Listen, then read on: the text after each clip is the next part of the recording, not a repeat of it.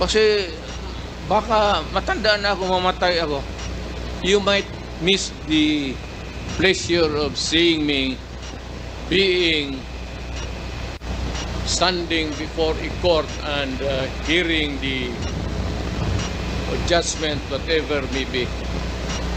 Pero ako, sabi ko, ginawa ko para sa bayan, ginawa ko para sa mga anak natin.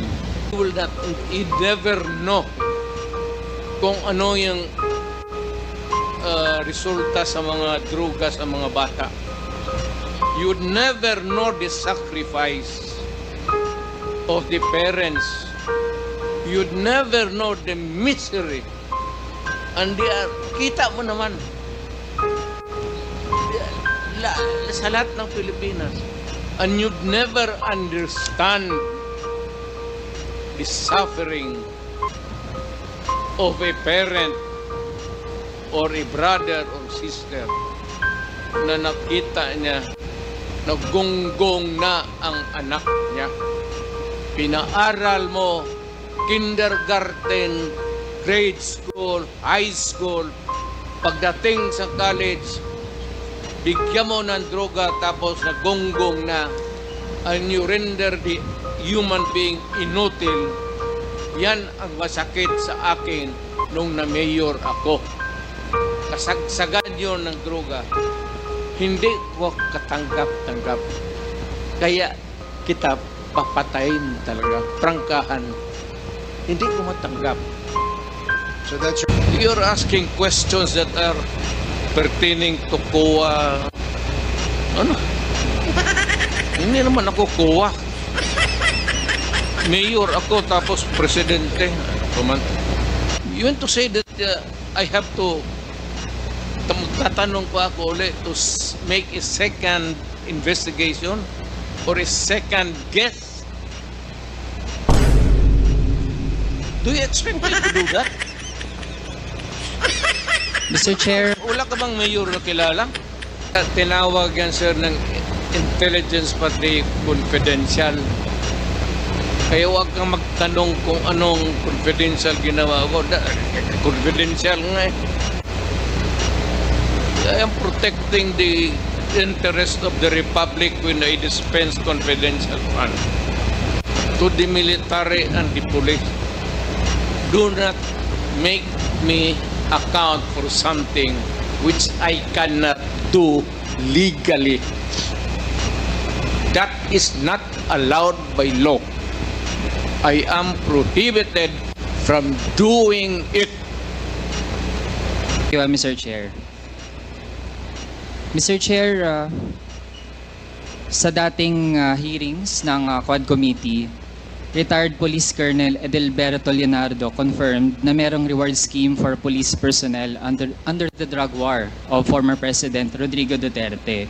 At meron din pong isang interview mismo sa dating Pangulo na kaya gusto niya ay INC, yung merong key roles sa drug war, ay dahil nga kapag INC daw, mapagkakatiwalaan sa pera. So gusto po nating ma-confirm, given the presence of the former President, kung totoo yun, na INC yung mapagkakatiwalaan sa pera para dun sa reward system.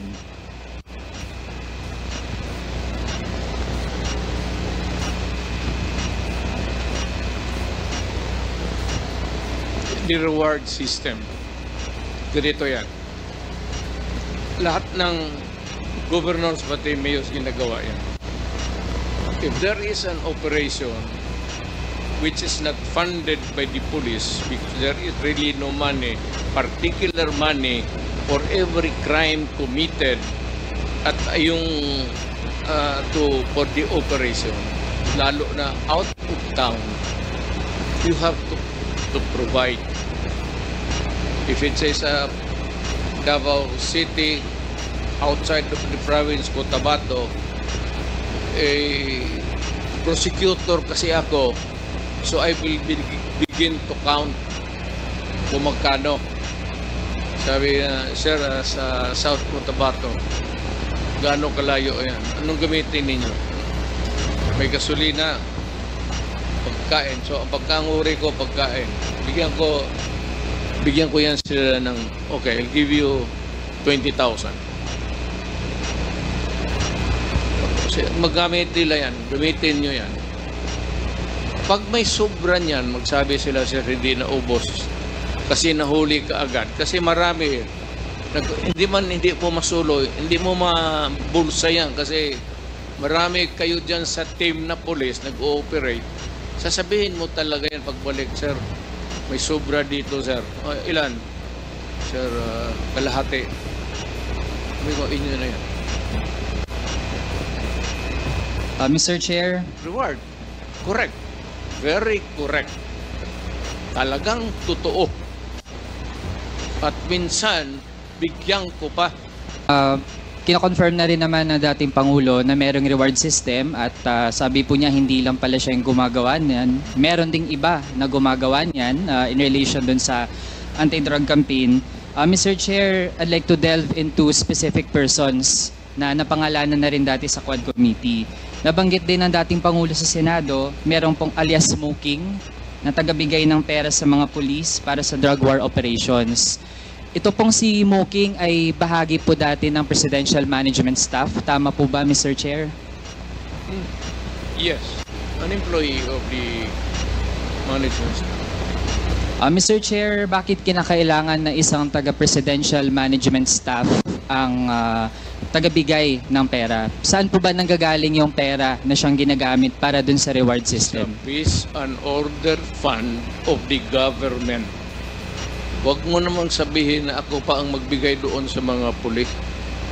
Do not expect me to go down from the office at sabihin ko mag-distribute ako. Mr. Chair, yung Peace and Order Fund, saan po yun specifically nakalagak? Galing po ba yun sa pondo ng Office of the President? Lahat ng opisina, sir, from the President down to the Governor, Mayors, may Peace and Order Fund. Discretionary yan ng Mayor, ng Governor, ng Presidente. Mr. Chair, yung Peace and Order Fund sa mga local government units natin, yun po ay kinukuha mula dun sa confidential fund. So kung sa Office of the President, lalo na't meron ding allocation for confidential and intelligence fund, dun din po ba kinukuha yung Peace and Order Fund para dun sa reward system? I will not answer your question. I do have to make an accounting of what I did as President. That's official and personal to me. Mr. Chair, bahagi ito ng ating gustong siyasatin dito sa Quad Committee kasi kanina din naman po ang banggit lahat ng mga nagpapatupad ng ganitong operations, yun yung source, Peace and Order Fund. Pero kailangan malinaw din saan talagang item, anong allocation po yun. So kung sa mga LGU, malinaw naman, confidential fund. Pero sa Office of the President, dahil po actually ay iilan lang naman yung mga line items doon at kung meron dyan na pinakaswak para dun sa Peace and Order, yun po ay confidential and intelligence fund. So gusto po nating ma-confirm lang, dahil po nalaman natin meron talagang reward system at merong pinanggagalingan yung pondo para dun sa reward system. Sir, sandali. Medyo papahingin mo lang ako ng 1 minute suspension. Kaya tinawag yan, sir, ng intelligence pati confidential. Kaya huwag kang magtanong kung anong confidential ginawa ko.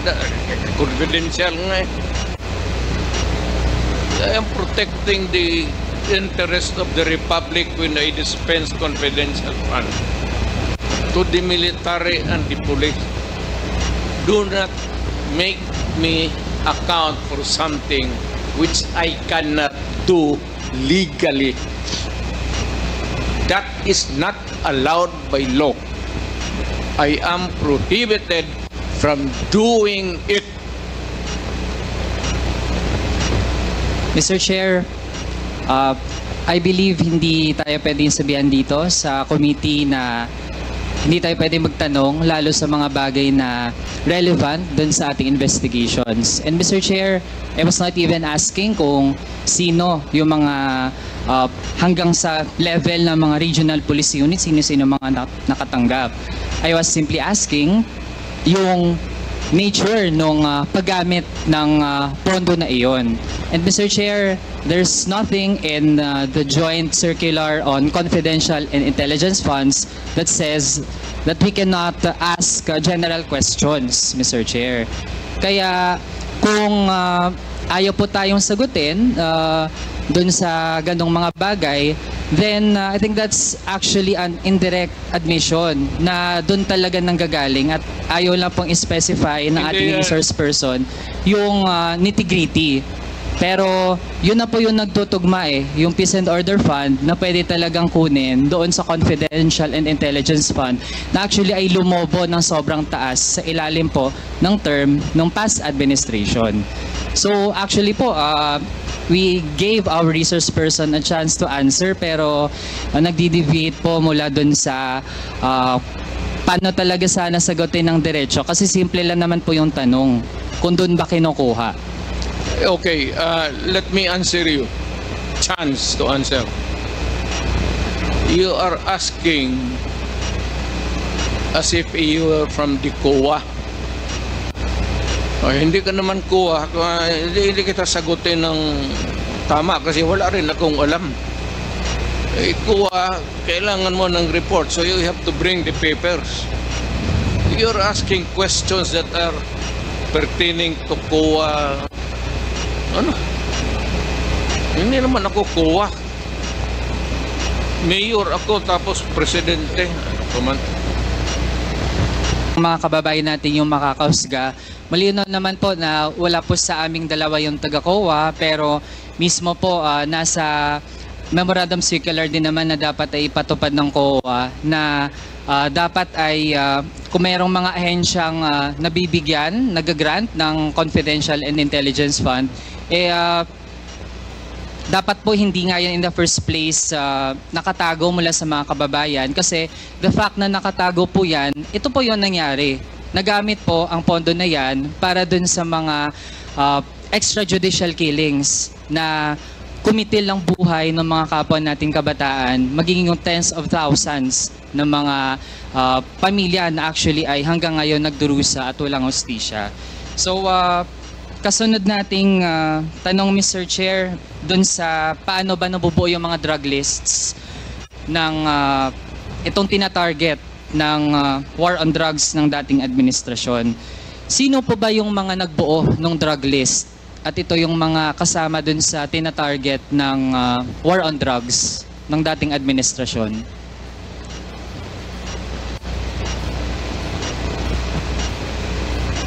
Drug list, it has to come. Hindi naman sa department store yan. It has to come from the police doing the undercover. Mr. Chair, yung mga napangalanan dati dito sa Quad Committee kagaya ni na Colonel Leonardo, bahagi ba sila nung mga nagbuo nitong drug list? I don't know hindi ko alam ang unit niya in particular. I only know that there's a policeman. Pero hindi ako nagtatanong kung saan siya galing, from where, kung saan siya nagtrabaho from one unit to another in the course of their being a policeman. Marami yan silang dinaanan. They are not just there diretso. So, yung tinatanong mo should be answered by Leonardo, not me. Mr. Chair, lalo na't ang drug war ay ang number one reference nito ang pronouncements ng dating Pangulo. Kaya po, we have every right to ask our resource person tungkol dun sa pagbubuo ng mga drug list. Mr. Chair, ano po ang vetting process bago ma-finalize yung mga drug list? Ano pong pinagdadaanan? Halimbawa, may nagsabi, ito, involved to sa kalakaran ng droga. Paano po natitiyak na yung final na version ng listahan, yun talaga ay yung mga merong sapat na batayan para masama dun sa listahan? Wala akong vetting committee as president or mayor. Trabaho ng pulis yan. Hayaan mo sila sa trabaho nila. Tama man o mali, kanila yan.